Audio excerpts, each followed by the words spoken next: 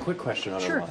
As we have currently missiles raining down on a U.S. force in Qatar, what is your biggest concern when it comes to safety for Americans? Well, the President of the United States is making some very important decisions right now. My responsibility is to secure the homeland and to do all I can to make sure that we're identifying threats that may be here, what we can do to get in front of them before anything could happen to the population that live here in the United States, but also to work with our local governors and law enforcement to make sure that they recognize potential threats or suspicious activity. So that's what we've been.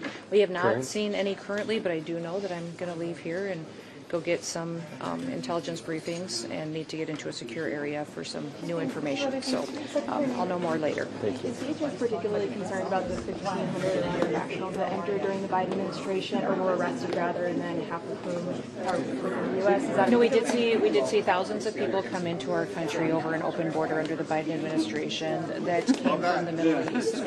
We have always been aware of the fact that some of these folks that may have come into our country could have potentially been radicalized. And so that is why we continue every day to go out and identify individuals that could be a threat to our homeland. And we'll continue to work to do that. We recognize that as tensions escalate, that means that there could be more potential for threats here at home. And so that's why we're at an elevated threat right now, and we'll continue to stay diligent. What about ahead of events like July 4th? Is there a particular concern ahead of future events like that, sleeper cells? There's been concern since I took this job. We have incredible threats to this country from many nations that are enemies to the United States of America. It's not just Iran, it's North Korea, Russia, China. Consistently, every single day, are trying to threaten our way of life. So my job is to do all that I can to protect our country before something bad does happen. When we talk about